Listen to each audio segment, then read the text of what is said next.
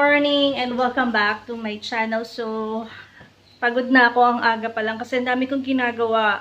Ngayon kasi, or mamaya kasi, punta ako ng QC dun sa parents ko. Kasi sa Sunday ay birthday ng pamangkin ko. So, mag-celebrate kami. Family lang naman. Pero, kumbaga, gusto pa rin ipa-feel kasi ng kapatid ko yung, alam mo yung maayos na birthday since first birthday kasi yun nung pamangkin ko. So, magde-decor kami, ganyan. Kahit kami-kami lang, magde-decor pa rin kami. And kagabi gumawa ako ng crinkles, ayan. So, nilagay ko siya sa ganito. Parang pang giveaway style. So, siguro sa mga kapitbahay ipamibigay ito. And may ibang kamag-anak naman kami doon. So, aabutan na lang. So, ayan, ang cute lang, 'di ba? Oh, 'di ba? Ang cute. Tapos, gumawa rin ako ng Choco Pops na epic failed. Nakakainis. Ewan ko bakit yung chocolate ko, ito. Tinunaw ko siya, pero ayaw niyang matunaw ng sobra. So, ito na. Pakita ko na guys. Ayan. Chocolate Pops. So, dapat Oreo yung mismong ano niyan, biscuit. Kaya lang, mahal yung Oreo. So, cream o na lang yung binili ko na chocolate. So, masarap naman ng cream o. Tapos yun, ang nakakainis talaga, nainis ako doon sa chocolate kasi tinunaw ko siya pero ang bilis niyang lumapot kahit nilagyan ko na siya ng margarine. Ngayon, ubos na yung oras ko sa kanya, which is madali lang naman talaga dapat siyang gawin. Kaya tinigil ko na ilang piraso na lang. And then mag-DIY photoshoot din kami para doon sa pamangkin ko, doon na nga sa QC. So, dadalhin ko yung mga gamit ko, susunduin nila ako dito mamaya. May private car naman kasi ayoko rin naman mag-commute, no? So, ayun, kaya Monday na ang balik ko dito sa bahay. Ayan. So, susunod na lang yung husband ko dun sa Sunday pa siya. Ako, ngayong Friday. Ako ngayon, mamaya, gogora na ako dun. Kasi nga, gagawa pa kami ng mga, ayun nga, kasi nga magpo-photoshoot pa kami. Tapos, iisipin pa ko ano yung mga, and then, yung mga ibang kulang pa. So, ayun. Pero, hindi talaga kami mag-i-invite ng ibang tao. Kami-kami lang talaga. Kasi ako personally, ayoko rin talaga ng may ibang tao. Kasi syempre, ingat pa rin. Saka yung mga bata kawawa pag nagkataon. So yun, kami-kami lang. Mag-anak lang talaga.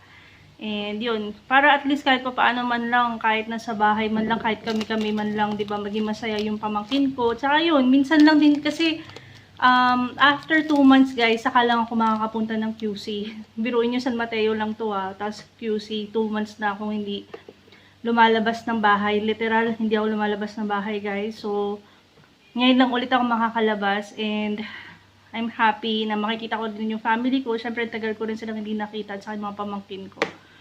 So, ayun. And ano pa ba? Gagawa din pala ako ngayon ng props na yung number 1, yung parang 3D number, para yung standee yon, yung standee number na nilalagay kapag sa mga birthday events. So, gagawa ko, made of carton lang. Sobrang simple lang, pakita ko sa inyo mamaya pagtapos na guys. So, mamaya na lang ulit guys. Bye! Hi guys! Hapon na guys. Ayan, medyo umuulan sa labas. And ito, naka-ready na yung aking mga dadalhin. Para akong maglalayas. Ang dami nito. So, ayan, ito yung mga gagamitin namin para nga doon sa birthday nung pamangkin ko. And, yun.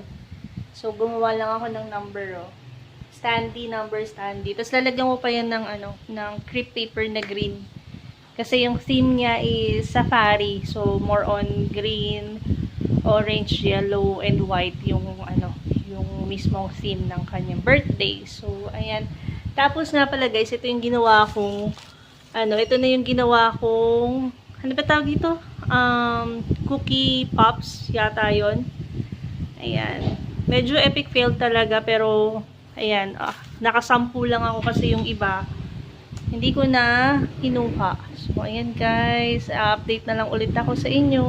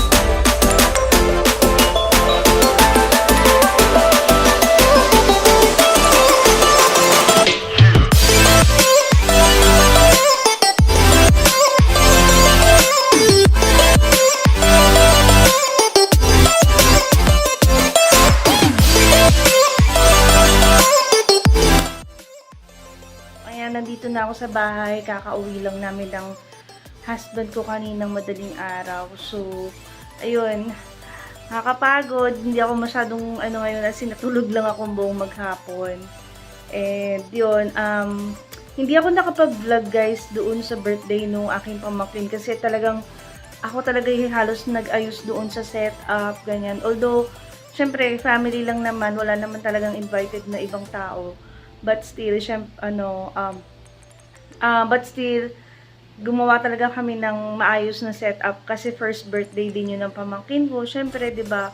Kumbaga kahit kami lang kumbaga masaya pa rin dahil yung setup na gusto ng kapatid ko nagawa namin. So, ayun. Ayan, hindi ko napakita kung paano ko ginawa yung setup ko for backdrop doon sa birthday and then yung candy buffet na ginawa ko. Pero meron ako mga pictures and videos, guys. Konting clip lang ng videos and pictures na ginawa ko doon sa candy buffet. Kasi yun talaga yung gagawin ko dapat na extra business na naudlot dahil dito sa COVID-19. So, sana next year maging okay na. And yun, sana talaga maging okay na para next year magawa ko na yung business ko na yun. So, kasama ko na lang dito yung mga konting clips of videos doon sa nagawa kong setup doon sa birthday ng pamangkin ko. And some pictures na lang din doon sa ginawa kong DIY photoshoot nung aking pamangkin din. And yun. So, yun lang muna, guys. Bukas na lang ulit tayo mag-chikahan. Ipata ko na sa inyo yung mga nakuha kong video and pictures doon sa birthday ng pamangkin ko. So, yun lang, guys. Nag-update lang ako and see you on my next vlog. Bye!